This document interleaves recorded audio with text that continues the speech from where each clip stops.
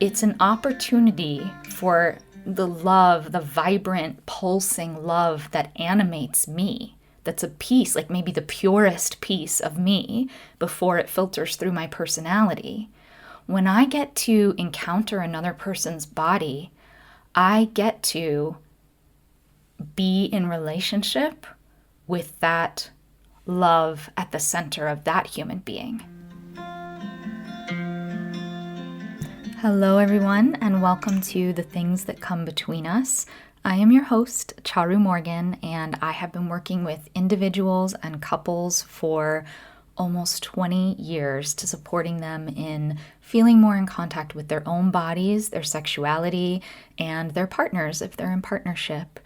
And in this podcast, we're talking about the things that come between us and the people we love and the intimacy that we crave. So thank you so much for being here. And if this podcast sparks an interest in you, if you are wanting to learn more about my work, you can go to charumorgan.com and we will put a link to that in the show notes. So today we're going to be talking about something that I think might be an unusual concept for some of us, and I'm going to do my best to make it as easy to understand and as possible and as interesting and as delightful as it truly is. And this episode is focusing on devotion in partnership. What is devotion? How do we orient to devotion? And how do we find it in our truest heart to do devotional acts for our partner, both in practical spaces and also in intimate, sensual, and sexual ways? And what might that change or bring to our experience of lovemaking, intimacy, and connection? It's kind of what I'm always talking about. Here's a thing, and what might that thing bring to our intimacy, our connection with our partner or the people we choose to be intimate with? So I think the first question that I want to address is, what is it to be devotional? What does that really mean? And also, I think what it means to me may be different than what it means to you. So I'm going to do my best to unpack what the meaning that I give that word, and then you can explore for yourself. I mean, this can be an ongoing internal inquiry of, what does that mean to me? Maybe there's another word that suits you better. Maybe that word doesn't feel quite right to you, and that's okay. I'm never attached to the way things are said or the words. What I want is to share the essence of something that I know can be supportive for connection and intimacy, and then you get to see how that filters through your body, your system, and really make it your own and see what it sparks inside of you. So I think that one of the first things that needs to be addressed when we're looking at devotion and what that is in partnership is, the first piece is just looking at how often in partnership we are just exchanging needs. Meaning, I have a need that may be conscious or unconscious that I need from my partner, and my partner has a need that may be conscious or unconscious, and I often am in relationship with doing my best to meet their need, considering, most likely in an unspoken way, that in exchange they're going to meet my need. And of course, I think we've all had some level of experience where it doesn't really always work out that way.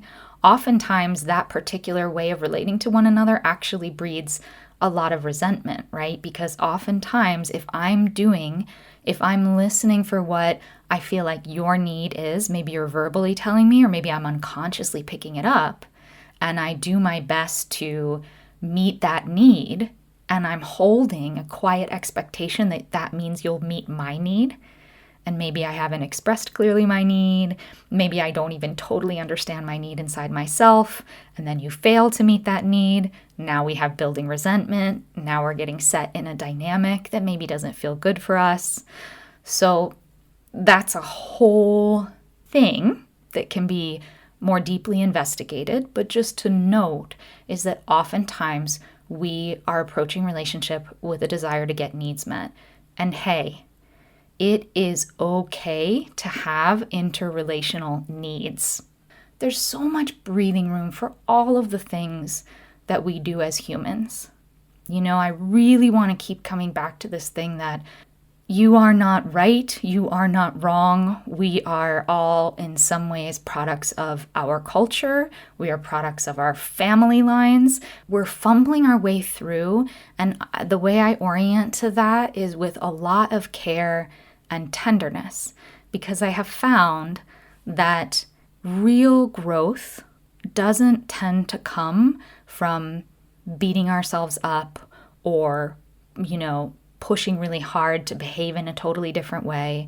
I've really come to find that true growth comes from like a really gentle outstretched hand, sometimes externally, and oftentimes also, really importantly, internally. Really with that tenderness and that care pointing towards ourself, which will feel very foreign to a lot of us, pointing that tenderness and care towards ourself. And when we notice that maybe we're doing something habitual, or maybe we're doing something that's building resentment, or maybe we're doing something that isn't inclusive of our whole self, or there's just some stickiness involved, whatever the brand of stickiness that is, that we approach it with a gentleness and a care and a kindness internally. And that's what will allow for new possibilities to come forward. Okay, so that was a very long-winded introduction to say that oftentimes when we enter into relationship, our unconscious perspective can be that we are exchanging needs. And we've also covered that that isn't necessarily wrong or bad, because interrelational needs are a part of building community. They're a part of being a social animal. And also, it's possible that the way that we've done that may be, I would say, hemming us in, right? Maybe making the flow of our love and our partnerships a little bit smaller. And here's where I'm going to introduce devotion and what it means through my lens.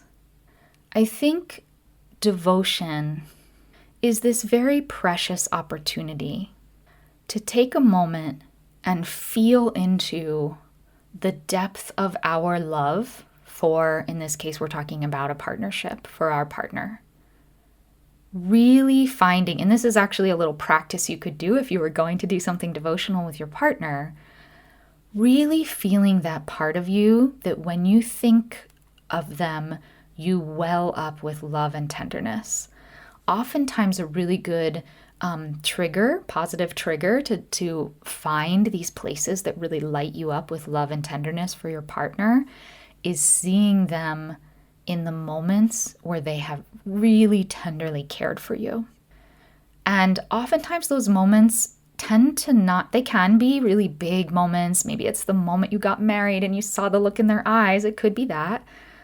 Or it could be something so simple as you were so sick in bed and they anticipated your needs and made sure to go get you soup and bring that soup to you, and you didn't have to ask. And just that moment where they handed you that soup, you just felt like, wow, I feel so unconditionally loved right now.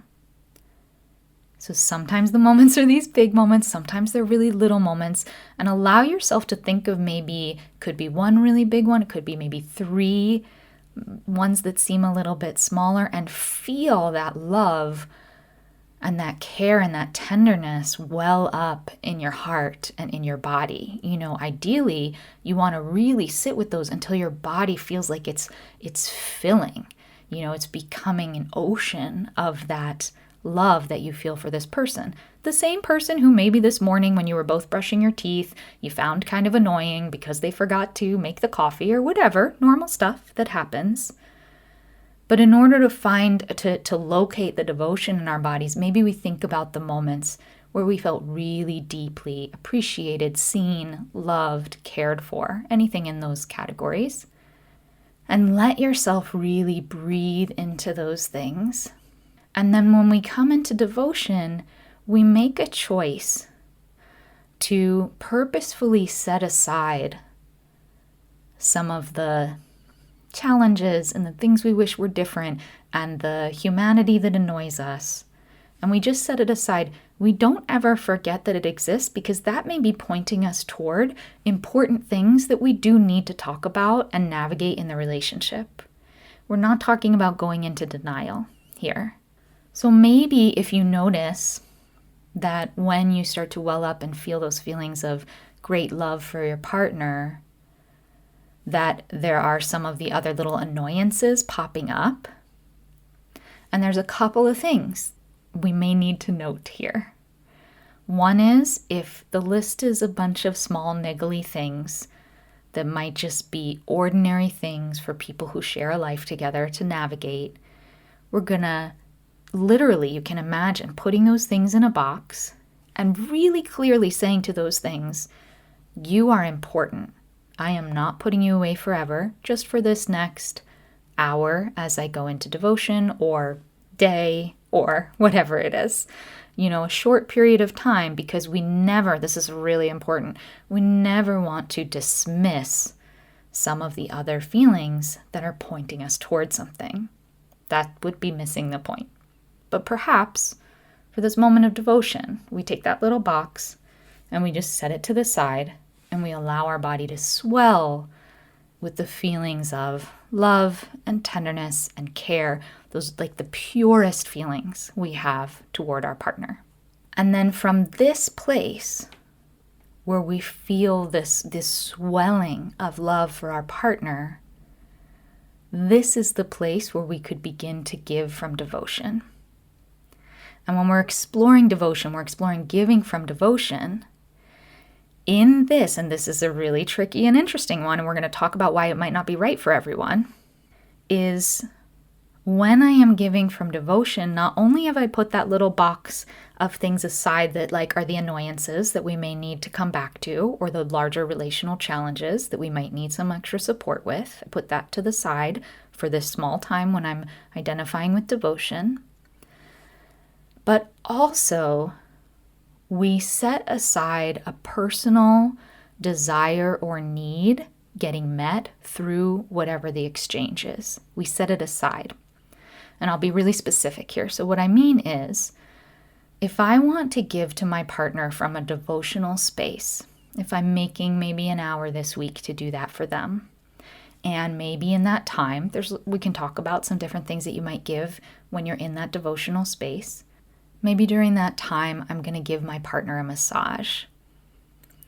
Now, if I'm holding the devotional lens, which I don't expect you to hold every single time you hang out or check in or connect sensually with your partner, this would just be once in a while tuning into this connection to this devotional place.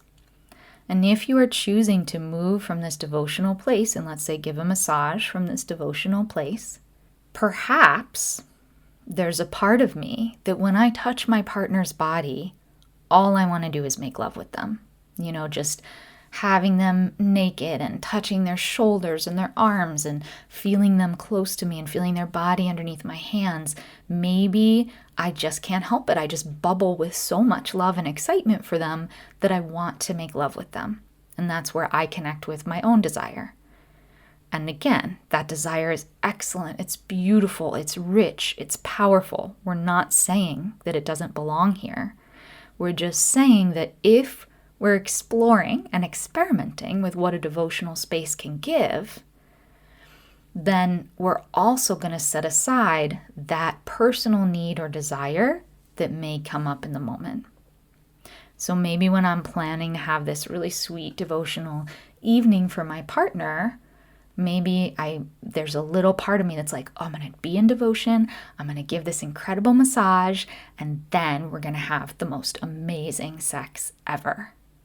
Totally reasonable. That could be a totally different night where you're exploring something different that you are both super into and excited about. But on this night, coming with devotion, you'll set aside that personal desire and just show up for the devotion and the giving. The other aspect, so when I think of devotion, just coming back to my original point, when I think of devotion, I think of that swelling of the connection to the love that you feel for your partner and giving from that place. And then there's also this very sweet thing that I think it really connects me and my body to devotion, and it may or may not click for you, And that's okay. You get to find your own way with it. For me, when I touch into that swelling of love for my partner and I'm wanting to enter into that devotional state, the other thing that makes the devotional state unique is that I'm not only in devotion to who I see them as a person, as a personality, as a person who loves me, as a person who does so much for our family. All of that is there. All of that is in the room. And I'm also expressing my devotion or feeling devotional feelings beyond that aspect of them. And stay with me here, and it's okay if this doesn't click for you. But I'm also potentially, there's an opportunity to express my devotion of the essence of the love that moves through that particular human body. So my devotion isn't limited to their personality, although that can be included. My devotion is in how incredible it is to meet love in the form of another human being. So it's almost an opportunity and an act of love, the welling love that I feel inside of myself, to meet and honor, and we could even say worship love, the essential love that is alive in your partner's body. Some of you are going to love that concept. That's going to click. It's going to feel so good. It's going to make total sense. And for some of you, that's not going to feel quite right, but you're going to identify with the devotion of how incredible they are, how much you love them as a person. Both are fine. So there's no specific rule of you have to include all these pieces. It's just that there's an interesting opportunity that I want to share with you of it's like loving beyond the individual and into something that's really precious and really sacred of, I think, depending on your worldview and how we are and why we do the things we do.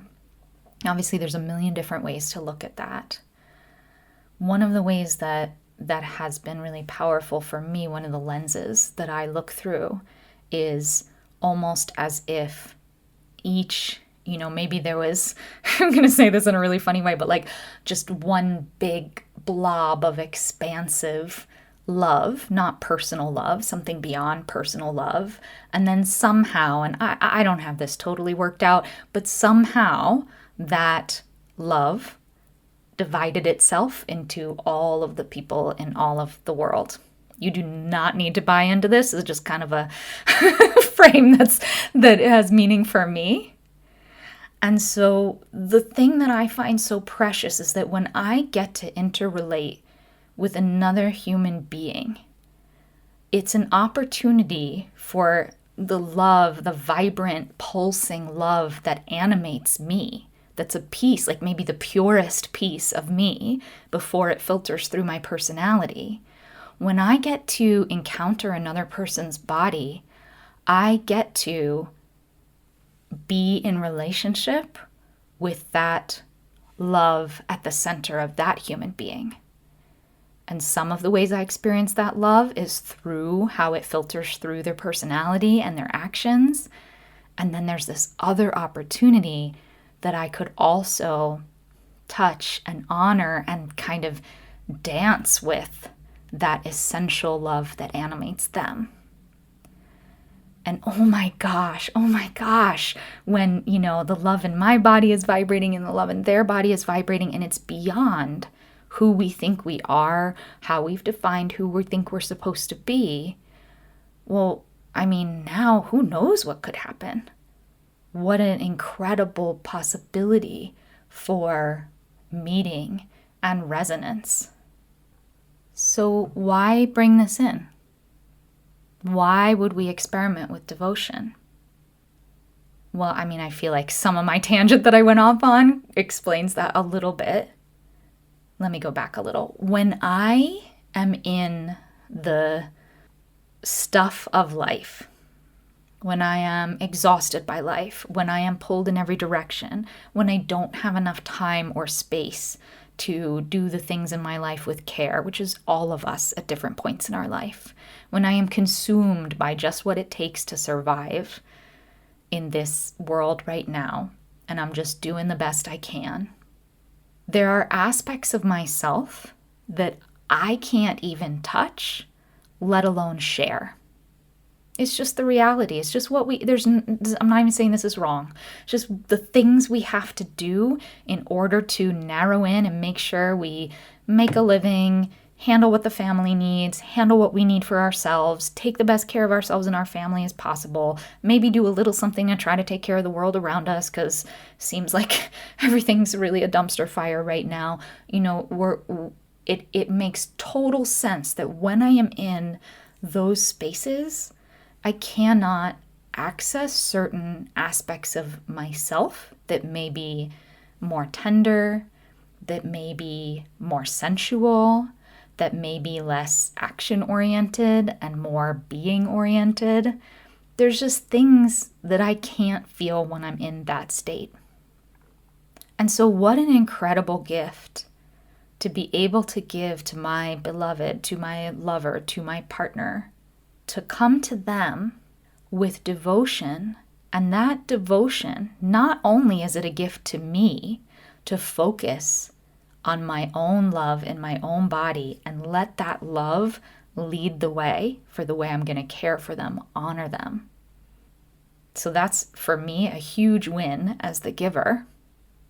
But also, I give my partner the gift when I give devotionally to them. I give my partner the gift of discovering something, having the spaciousness and being gifted with the kind of love that will allow them to feel, touch, experience parts of themselves that are just inaccessible when we're just doing normal modern life. I give my partner the gift of being able to come back to that essential self, or those essential pieces of ourselves, or that essential love that resides inside of us. That's what devotion can give. And now we have this incredible circle of giving, because if I come with devotion to my partner, they receive that devotion, they feel sides of themselves. That opens up in them more of that vibrant, overflowing love state. That then overflows onto us as the giver. We then have more nourishment from the experience, then that can overflow back into them. Then they feel that overflow, then that overflows. And now we're in this circle where there's this mutual nourishment of these parts that can't exist when we're in high level doing and just making life happen. And so together, both the giver and the receiver have the possibility, won't happen every time, right? Sometimes we'll come with devotion, it'll be a little sticky or a little messy, no problem. But we now have this possibility of this overflow of love, of recognition within one another, of the deepest, tenderest love within ourselves. We get to have a moment, an experience with our partner of the truest part of the love that brought us together. Again, beyond some of the stuff that we have to deal with every day, not instead of. Stuff is important too. This is a really important point. But for these moments of nourishment, and I'll bring in that word too, nourishment. Imagine how nourishing it is for the body to receive that kind of devotion. And again, both of you will be receiving. It's so precious what's possible here. On a more, I want to say even on a more base level, it starts to reopen creativity. And a lot of the things that couples experience, right, is that things have maybe, what we say, gone stale in the bedroom. Well, how do we combat that staleness? A lot of times people try to combat staleness by bringing in more exciting things. I'm not against that. I am an equal opportunity person for all the things that make you feel alive and vital and excited and sexually excited. And imagine what happens when we create the space for us to mutually discover creativity together again in our sensual connection, in our sexual connection. We can't, it's a little sneaky because you can't go in with the intention, I'm going to give this, and then I'm going to get the fact that we're both going to get creative in the bedroom again. That's not going to work. It doesn't work that way. It has to come from that depth of caring, softening, deep opening. And then there's a possibility that in the receiving of that, an overflow of love and creativity will happen. There's also a possibility that it won't. And this is what it is to move from devotion, is to not be attached to the outcome. So this brings me to another really important point. What if, in this whole time that I've been talking about devotion, when you hear me talk about this devotion, you feel like there is absolutely no way that you can get from how you feel about your partner right now to any of these feelings of setting things aside and giving it devotionally. Just absolutely no way. There's too much resentment built up. They don't really deserve it. I am so at a deficit. My energy is so depleted. It wouldn't make any sense for me. It would just be more overgiving. And this is what I always do. And I'm already exhausted. If any of those things are ringing a bell, you gotta listen to that. That's important information. And it is likely true. Devotion cannot be forced. It can't. So if you are feeling, when I talk about this devotional space, if you're feeling, God, that sounds like it would be so amazing, I would love to give in that way, but absolutely not. There is no way that my partner, quote unquote, deserves that right now. These would be normal feelings to have, and it would be a really important indicator. Maybe instead of learning from this episode, oh, now I know what it's going to be to be devotional, and now I have some inspiration about that. Maybe instead of you learning about the inspiration of devotion, you actually learned, oh, I have so much stuff going on right now in the dynamics of my partnership that I have to look at that. I have to get some help with that. I have to untangle the way we've been relating to one another before I can even begin to consider anything like devotion. And I just want to say again, yes, listen to that. If any of those things are happening for you, please do not override them in order to try to connect with a devotional space. Don't do it. Don't do it.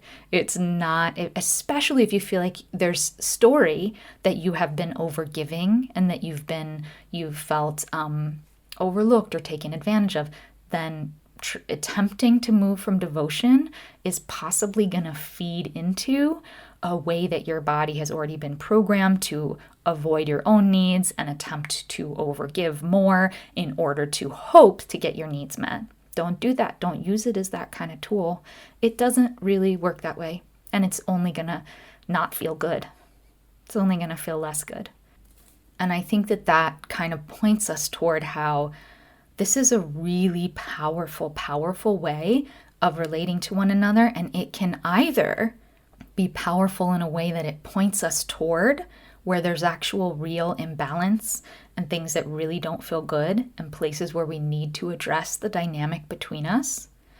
Or it can point us toward another way of giving that can open up this very tender, loving, and creative space between us.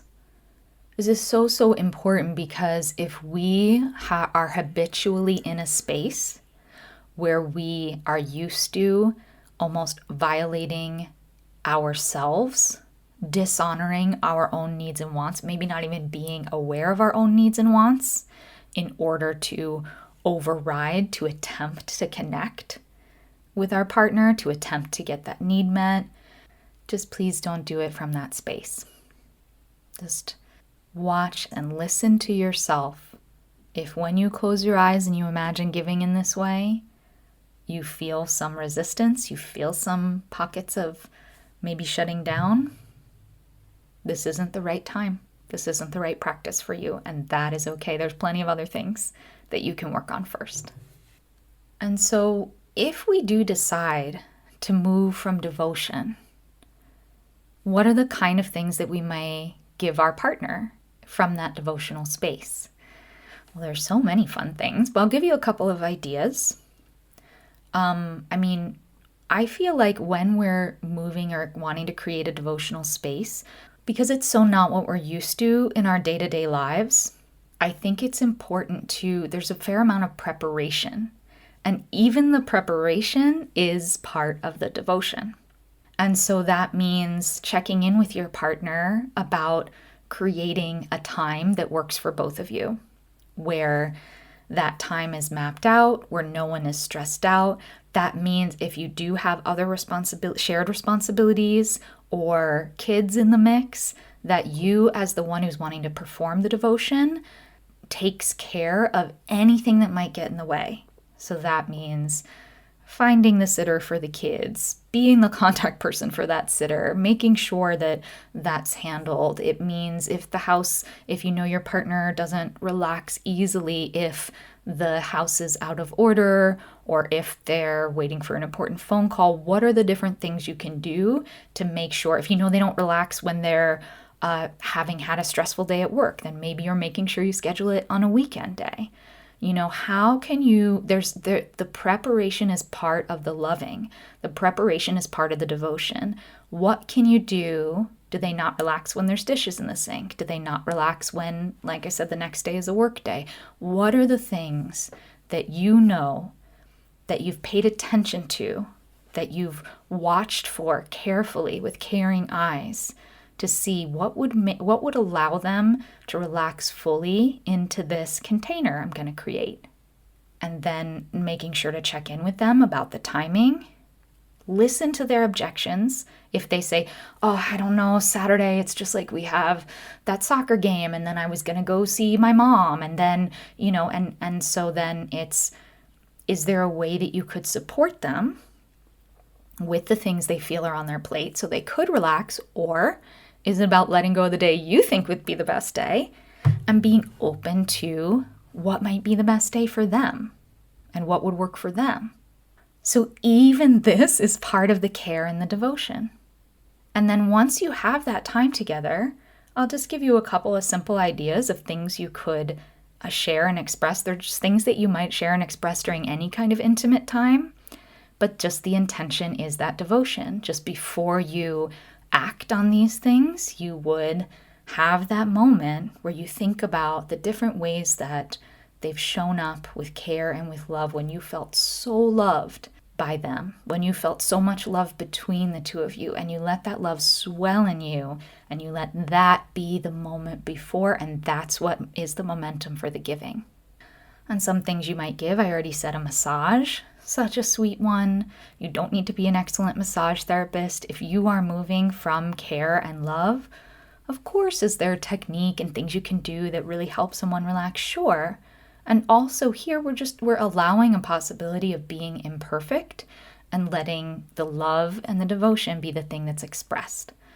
So you could give a massage.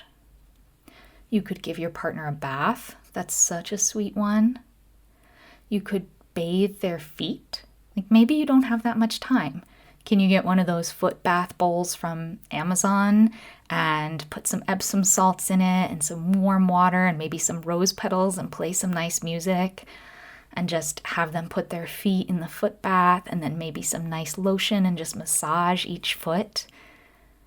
That is such a sweet, sweet, tender, loving, caring thing to do.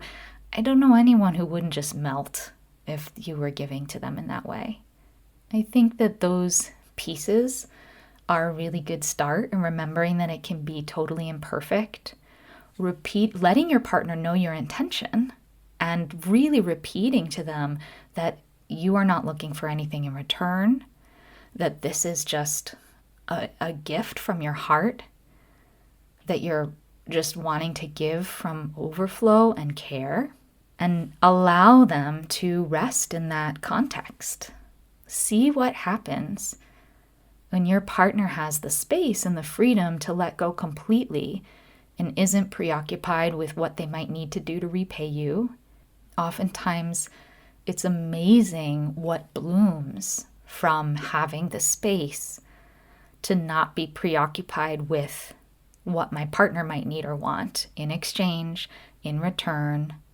Oftentimes that's the place where we find the most authentic inspiration for giving back. You can't go into it hoping that's what's going to happen. If you are, then there's other work that needs to be done first, for sure. And sometimes that does happen, Just take a second and just imagine whoever you are, whatever your relationship dynamics. Maybe you're not in a relationship with anyone right now. You can still imagine this.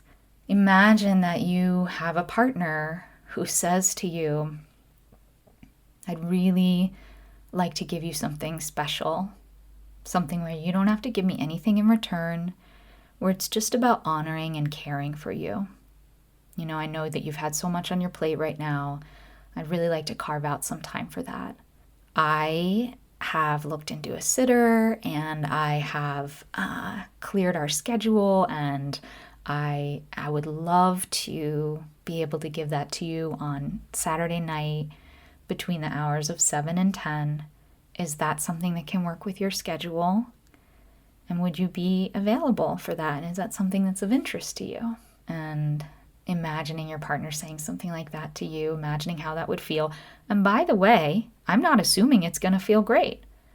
For some of us, that might feel like a lot. Maybe we are not used to having that kind of care and attention shone on us. And that's interesting information too. And maybe you might need to say that, or your partner might need to say that to you. Oh, wow, that feels like a lot. I don't know if I would be able to receive all that at once. That's okay. Maybe if you notice in yourself there's that little bit of, wow, I don't know if I could take that much attention and care all on me all at once, maybe it opens up a conversation of what you feel like you could receive, and you could build your way towards it. I think maybe having like that many hours feels like a lot, and I don't know that I could handle that. Maybe we could just do like 30 minutes and because I feel like it's just gonna be overwhelming. That'd be a completely normal, natural, understandable response. Most of us aren't used to receiving in that way. And then there may be some of you that when you hear or feel the idea of your partner coming to you and saying, yeah, I just want to give to you just this Saturday night. I'd like to take a few hours and I'd like to maybe massage you or give you a bath or give you a foot bath. Maybe there's a part of you that feels like, wow, that sounds amazing. I would love that. Great. And then you can sink into that.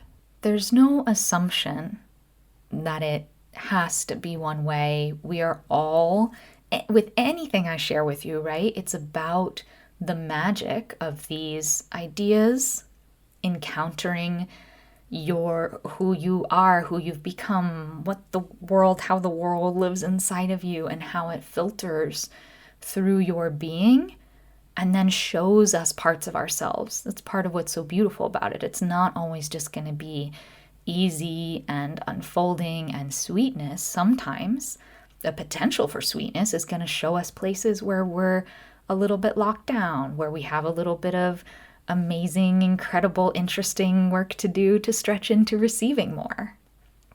Or maybe just some communication about what is and isn't right for us. Not all the things that I share are going to be really right for every person, and that's okay too. So it's just interesting to imagine how we might feel if someone approached us to come to us with devotion, to come to us with making a small time and space that would be about their devotion to us, and noticing, does it feel exciting and interesting and liberating? Does it feel scary and challenging? And of course, the thing that I always come back to is that can just open up more communication. Even if, I find this so exciting, even if maybe I feel incredibly shut down and even a little bit scared and tight when I think about that, what an incredible opportunity for an intimate conversation to be able to say to my partner, wow, when you talk to me about giving to me like that, I actually feel tight and scared and shut down. And it doesn't sound like something I would want at all. The opportunity there is then for your partner to see you, to care for you, to love you in that vulnerability of expressing that it may not be right for you. And by being seen in those spaces that maybe we haven't even known to look before, already we're building more intimacy. A lot can get lost in relationships when we, and this is a whole other topic, but when we feel we need to hold back aspects of ourselves in order to be loved, which may or may not be accurate. Sometimes it's true that if someone knew more of us, they would no longer feel they're the right partner for us. That's not a small thing to navigate. And sometimes, maybe a lot of the time, sharing more of ourselves allows for this opportunity for intimacy. And maybe the intimacy that you're going to discover as you talk about the potential of having this devotional ritual, maybe the intimacy is going to be just an opportunity to know yourself a little bit more and to get to know your partner a little more intimately. And maybe that's the intimacy you receive. Maybe you never even get to the ritual. And as far as I'm concerned, that would be okay. Any small steps toward intimacy, tenderness, being seen, being heard, being understood, being known by your partner, any small steps you take toward that are actually huge, huge leaps in nurturing your relationship, in nourishing your relationship, and beginning to create building blocks of what like a true deep relationship can stand on. And the adventure of relationship is going to look different for each of us because we've all had different life experiences. So if you like this idea of coming from this devotional space, if this was inspiring to you or interesting to you, I am working on creating a product that is walking you through how to create a devotional experience for your partner. And this would be something where it would be, maybe you would decide together, or you'd decide that you wanted to gift your partner. It's really one partner giving to another. Maybe on a different day, the other partner can give back. But really the intention would be one is the receiver and one is the giver when you take the time for this ritual. And the ritual that I'm creating is going to have a little elements of each of the things that I mentioned. So it's going to have an element of sacred bathing. It's going to have an element of a foot bath. It's going to have an element of a massage. And it's going to walk you through how you can very specifically, some of you will just take the idea of massage and you'll run with it and it'll feel really natural. But for some of you, it won't. And so that's what I'm creating, is this product with the intention to support people who just want a little more hand-holding. Maybe you've never done anything like this before, but you've been inspired. You're excited. It sounds like it could be pretty cool. It sounds like it might really feel right up your alley. This is, or maybe it doesn't feel up your alley, but you know your partner would love it and you want to just give them the best gift ever. You've been looking for a way to really let them know that you see them and you love them and you love who they are and what they bring into your life. This is the intention of this bathing ritual that I'm going to be promoting soon. So stay tuned for that. We will definitely have information on the website, which is charumorgan.com. Thank you so much for being with me. Thank you for being on this adventure of this podcast with me. If you are enjoying it, please follow us wherever you get your podcasts, like and share it, give us 5 stars, write us a review. It makes a huge, huge difference. And stay tuned. If you are interested in just being aware of the different things that I'm presenting and sharing with the world, or maybe working with me one-on-one to get support on your own, your relationship to your own body, or within your partnership, you can go to the website, charumorgan.com. And also, we created a startup kit that has a couple of videos to start with some movement to begin to feel that resensitizing in the body that I talk about a lot. We've even included a totally free couples class video of a class that I did live a couple years ago. It's super sweet, very sensual, very connecting. It's the whole length of the class, and you get all of that when you just go to charumorgan.com/ I think it's just startup. We'll put a link in the show notes to make sure I'm saying that correctly. And if you put your email in there, not only will you get the startup kit, but once in a while, you'll get a notice from us about what I'm creating, what I'm putting out there, if there are specials on working with me, if I'm traveling and working with people in different areas. So if that's something that's of interest to you, go on to the website.